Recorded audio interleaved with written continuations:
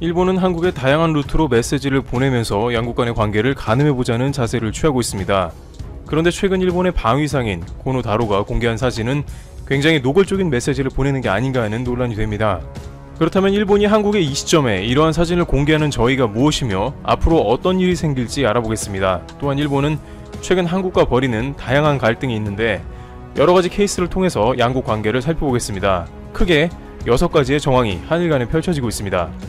첫 번째, 고노다로의 트윗, 한반도 사진. 일본은 한국과는 달리 트위터가 매우 활성화되어 있고 미국의 트럼프 대통령이 트윗으로 매일 메시지를 던지고 정치를 하듯이 일본도 아베 총리를 비롯해서 각종 장관들과 강요들은 트위터를 정치 메시지의 통로로 이용 중입니다. 작년에 수출 규제가 자행되며 주일 한국 대사를 불러서 호통을 쳐서 유명해진 외무상인 고노다로는 이제 방위상으로 직책을 옮겼습니다. 당시 장관 개편 때의 스가 관방장관과 고노다로 외에는 모두 장관을 내려놨는데 그만큼 일본 정계에서 고노다로 방위상은 아베 내각의 핵심 인물이라는 것을 반증하고 있습니다. 따라서 그가 내는 목소리는 아베 내각을 대변하고 있는 것이죠. 한때 고노다로는 한국에 와서 현충원을 참배하는 등 한국과 관계가 좋을 때는 친한파라고 불릴 정도였으나 이제 그는 일본의 방위상으로 뜻밖의 메시지를 보냅니다. 바로 그의 집무실에 한반도기가 걸린 사진이 등장한 것입니다. 이 사진은 굉장히 놀랄만한 일인데 심지어 일본의 전체가 나온 지도도 없고 다른 나라도 없는데 대한민국 전도가 일본 방위상 집무실에 걸려있다는 것은 묘한 기분을 들게 합니다. 결국 이에 대해서는 일본이 이제 또 다른 행보를 시작한 게 아니냐는 의견이 나오고 있습니다. 또 다른 공개한 집무실 사진을 보면 한반도기가 일본 국방회의를 주로 논하는 테이블 뒷면에 떡하니 대한민국 전도가 배경으로 나와 있어 더욱더 논란을 낳게 만들고 있는 것입니다. 외교 관계자들은 일본에서 이러한 사진 공개는 한국에 대한 공개적인 메시지라고 봐도 좋다는 의견을 제시하고 있습니다. 그런데 이것은 일본이 외교 청소를 공개한 시점과 정확하게 맞아 들어가고 있다는 것입니다. 두 번째, 고노다로 방위상 왜 그랬나? 특히 사진을 자세히 살펴보면 우길기가 걸려져 있고 그 배경으로 대한민국 지도가 들어가 있습니다. 방위성 보도관실 관계자는 고노 방위상 집무실에 한반도 지도가 걸린 이유가 무엇이냐는 연합뉴스의 질의에 꽤 전부터 있었던 것이며 특별한 메시지성은 없다고 20일 답했습니다. 오래전부터 있었다는 게 더 놀라운데요. 이것은 한반도를 오랜 기간 군사적인 도발 대상으로 고려했다는 것으로 보이게 하는 장면이기도 합니다. 그런데 이것은 19일 공개된 일본의 외교 청서를 보면 좀 더 그 명확한 답을 얻을 수 있을 것입니다. 고노다로의 트윗이 19일 공개가 되었으며 외교 청서 역시 같은 날짜에 공개가 되었는데 모두 한국의 영토에 관한 공통점이 보이고 있습니다. 고노다로 방위상은 한국 지도를 자신의 집무실에 걸어놔서 긴장감을 조성했다고 하면 일본 외무성의 외교 청서에는 독도는 한국이 불법 점거를 하고 있다는 내용의 문서를 공개하기에 이릅니다. 구체적으로 다케시마는 역사적 사실에 비춰보더라도 국제법상으로도 명백하게 일본 고유 영토라고 기술되어 있습니다. 이 표현 수위는 예전보다 상당히 강화된 것임을 확인할 수 있는데요. 일본 정부는 2017년 외교 청서에는 독도가 자국 영토라고 주장하되 불법 점거 상태라는 주장까지 나가지 않았는데 2018년부터 불법 점거라는 더 강한 표현을 사용해 영유권을 주장하고 있습니다.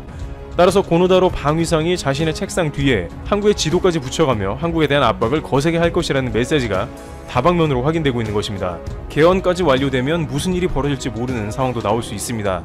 그런데 일본 정부의 이러한 행보는 오히려 일본 내부의 각 부처, 지자체 등과 각종 갈등을 빚고 있는 모양새입니다. 일본의 각 부처와 언론은 매우 애가 타는 상황이라는데요. 세 번째, 애가 타는 일본의 지자체, 한국 필요하다. 일본 정부의 태도가 이러다 보니 각 부처에서는 당장 엄청난 갈등을 맞는 상황이 나오고 있습니다. 각 부처는 자국의 코로나 사태에서 계속해서 내심 한국 보고 도와달라는 제스처를 보내고 있습니다만 공식적인 석상에서 한국의 도움을 요청한다고 명확하게 언급한 적이 단 한 번도 없다는 것입니다. 일본 후생성 장관은 한국의 노하우를 공유하자는 메시지를 기자회견에서 공개적으로 밝혔지만 그것은 자신들도 노하우를 공유할 테니 한국이나 중국도 협력하자는 것이고 도움을 요청하는 것은 아니었습니다. 실제 한국 정부는 일본에서 공식적인 도움 요청이 없었기 때문에 한국은 지원할 수 없다고 밝힌 바 있습니다. 바로 그 이유가 이번 외교 청소를 통해 드러난 것입니다. 한국에 대해서 더욱더 강경 기조를 유지하는 것으로 방향을 잡았기 때문입니다. 군사적 도발까지 염두에 둔 계획을 가지고 있으니 한국의 도움을 청할 수는 없습니다. 그러다 보니 일본 각종 지자체와 언론들은 소가리를 하며 그 중에는 보다 못해 한국에 직접 도움을 청하기도 합니다. 충남도와 교류 관계를 맺은 일본 지방도시가 도내 코로나19 진단검사기 제조업체 정보를 요청한 것으로 알려졌습니다. 시즈오카현 요청을 받은 충남도는 천안에 코로나19 진단키트 제조업체인 젠바디사가 있는 것을 확인했습니다. 이 업체는 PCR이 아닌 항체검사를 통해 10분 만에 결과를 알 수 있는 진단키트를 사용하며 100% 수출만 하기에 양국이 잘 협력만 되면 조속하게 시즈오카현에 진단키트를 수출할 수 있는 길도 열립니다만 일본 정부가 이 한국 진단키트를 승인해 줄지도 확실하지 않아서 시즈오카현은 속을 태우고 있는 모양새입니다. 게다가 이러한 일본 정부의 강경한 태도는 현재 자국에 큰 해가 되었다는 게 다양한 정황을 통해 나오고 있습니다.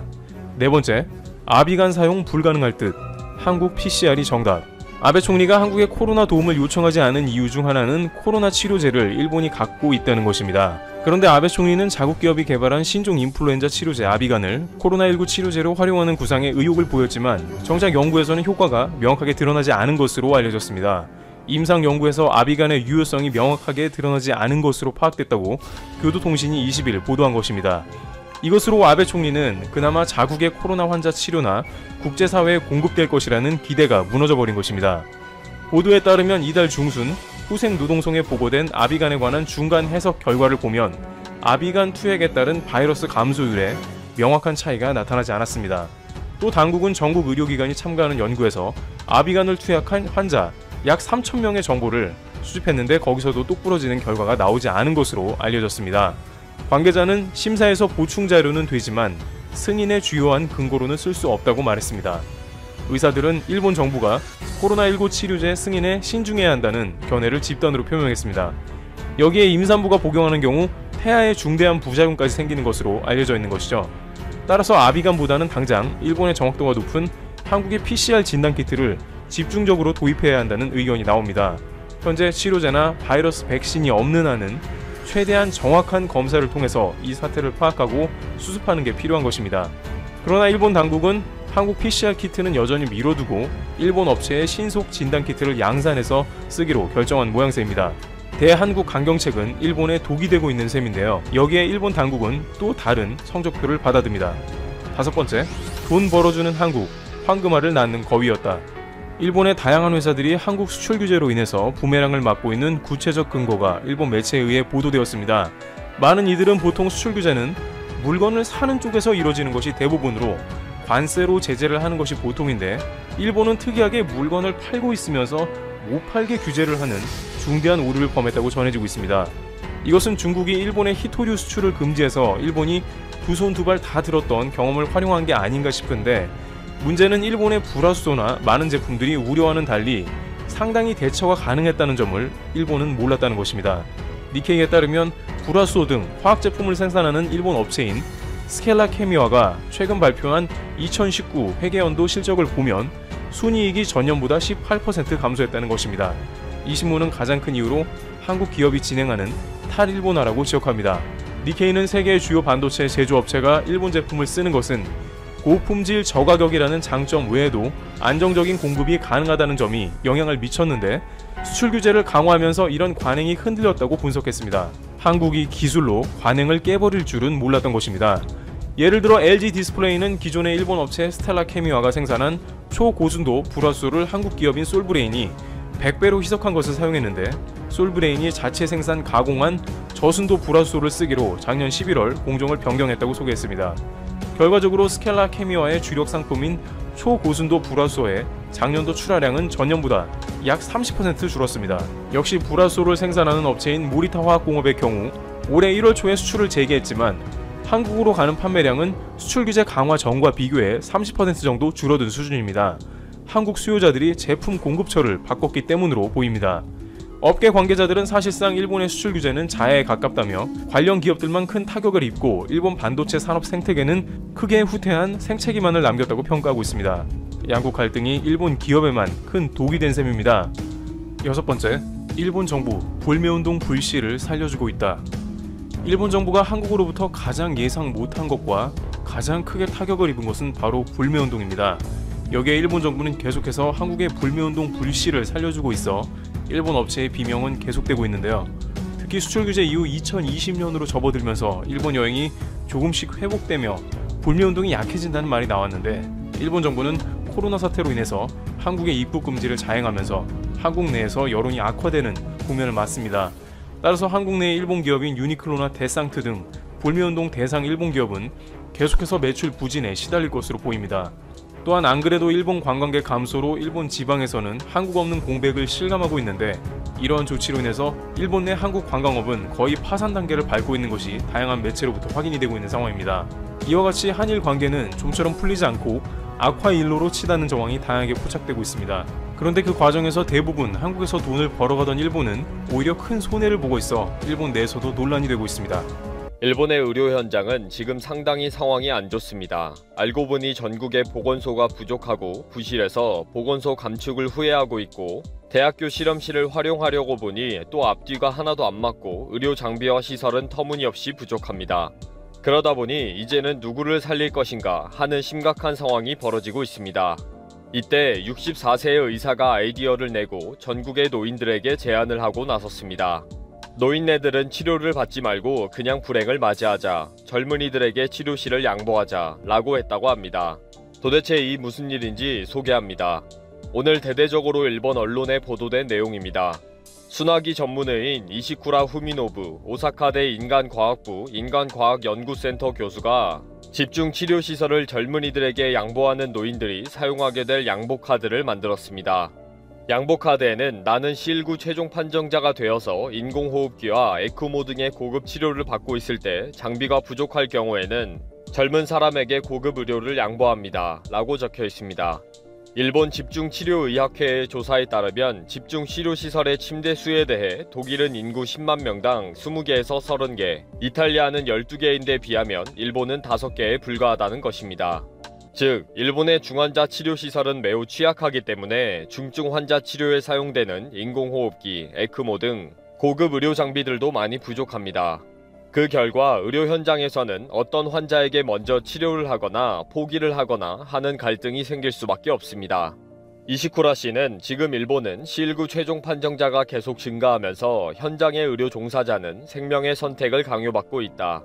경무에 시달리고 있는 의료 종사자에게 이러한 정신적 부담을 강요하는 것은 너무 가혹하다. 이 경우에 노인들이 고급 의료를 젊은 사람에게 양보하겠다는 의지를 보여줄 필요가 있어서 양보카드를 만들었다 라고 설명했습니다. 스스로는 아직 괜찮다고 생각하겠지만 60세 이상이 되면 면역력이 저하되어서 언제 불행한 일을 당해도 이상한 일은 아니다. 그 점을 감안해서 60세 이상이 되면 고급 의료 장비를 한창 일할 젊은이들에게 양보하는 대안을 생각해야 하지 않겠는가 라고 취지를 설명했습니다. 양보카드는 웹사이트에서 다운로드 받을 수 있도록 인쇄용 PDF 파일로 만들어져 있습니다. 실제로 유럽에서 의료진들은 생명의 선택을 강요당했습니다. 특히 이탈리아는 상당히 비참했는데 65세 이상이 인구의 23%를 차지하는 이탈리아는 고령화 사회에서는 일본과 유사합니다. 지금 일본의 상황이 이탈리아와 여러 가지로 유사한 부분이 많다고 보고 있습니다. 만약에 일본도 이탈리아처럼 병상이나 인공호흡기가 부족해 매일 수십 명의 환자들이 선택을 기다리고 있다면 현장의 의사들은 치료의 우선순위에 선택을 강요당할 것이라고 본 것입니다. 이탈리아에서는 실제 80세 이상의 환자들은 집중치료를 받을 수가 없다는 비상사태 하에 중환자 수용 기준이 운용되고 있다고 보도가 되기도 했습니다. 네덜란드는 C19의 구명 대상 기준이 있습니다. 남은 수명이 길지 않고 심각한 심장질환이 있으며 만성적으로 몸이 약한 70세 이상은 집중치료실로 들어가지 않는다는 기준을 만든 것입니다. 의사들은 이러한 공적 기준이 있으면 의사들은 힘든 결정을 하지 않아도 되고 불평등이라는 문제가 생기지 않는다며 환영했습니다. 문제는 일률적으로 나이가 많다고 해서 이러한 양보카드 선택의 대상이 되는 것은 옳지 않다는 이의 제기도 있습니다. 그래서 일본의 노인들은 이 양보카드에 대해 나에게도 생명은 귀하다, 하루를 살아도 자연은 아름답고 자신의 미래에 대해 꿈을 가지게 되기도 한다. 젊은이들에게 양보하라는 취지에 선뜻 오케이 하기가 쉽지 않다 라고 생각을 밝히고 있습니다. 그렇지만 이시쿠라 씨는 그렇게 쉽게 생각하지 말 것을 부탁하고 있습니다. 이시쿠라 씨는 법적 구속력도 없기 때문에 강요하는 것은 아니다. 또 최종 판단은 의사가 하는 것이다. 그냥 의사표시를 해줌으로써 의료진의 부담을 경감시키자는 목적일 뿐이다 라고 설명하면서 나도 사인을 했다 라고 하면서 많은 동참을 요구했습니다. 조만간 일본은 2차, 3차 전파가 몰려오면서 큰 어려움에 처하게 될 것인데 그때 가면 이러한 양보카드는 꼭 필요하며 요긴하게 활용될 것이라고 했습니다. 그러나 이러한 부탁에도 불구하고 일본의 노인들의 반응은 매우 차갑습니다. C19가 치료 가능성이 높은 질병이고 감기처럼 쉽게 나을 수가 있다고 하면서 왜 국가의 잘못을 나에게 불행을 당하라고 강요하는가, 너무 쉽게 말하지 말아라 라고 분노하기도 한답니다. 이 양보카드에 대해 일본의 네티즌들은 다양한 의견으로 치열하게 다투고 있습니다. 70세가 넘은 우리 부모님하고 이런 이야기를 한 적이 있다. 연명 치료를 받지 않겠다고 하셨다. 자식들은 부모님하고 일논할 필요가 있다. 고령자들은 생활보호자 정도로 의료보호를 받고 있다. 공짜이기 때문에 치료를 받고 싶어 한다. 의료비까지 공짜로 하니까 의료 파탄이 생긴다. 포기하지 않을 것이다. 쉽지 않을 것이다. 나 혼자라면 주저없이 내주겠지만 내가 돌보지 않으면 안 되는 가족이 있다면 양보를 할 수가 없다. 사회에 헌신한 중년 의사와 부모 돈으로 놀고 먹기만 한 청년 중에 선택하라고 하면 나는 중년 의사이다. 강요하지 말아야 한다. 법적인 권리도 없는데 자식들이 상속을 받기 위해 악용할 수도 있다. 위험하다. 싸돌아다니다가 C19에 걸린 젊은이에게 사용할 필요는 없다. 나이가 무슨 상관인데. 양보카드가 연명치료를 받지 않겠다는 것과는 또 다른 것 같네요. 치료를 하면 쉽게 완치 가능한데 젊은이를 먼저 치료를 하고 자기는 가만히 앉아서 불행을 맞이하겠다 라고 하는 사람이 누가 있을까요? 정말 아무 생각 없이 돌아다니다가 C19에 걸린 젊은이에게 목숨을 주라고 하니 좀 설득력이 없는 것 같기도 합니다. 이탈리아처럼 의료 현장이 혼란이 올 것 같으니 준비를 하는 것은 이해가 됩니다만 노인들의 선택에 맡기는 것은 정말 잔인하네요. 아베 정부의 책임이 큰데 왜 강요하는지 참 서러운 일본 노인들입니다.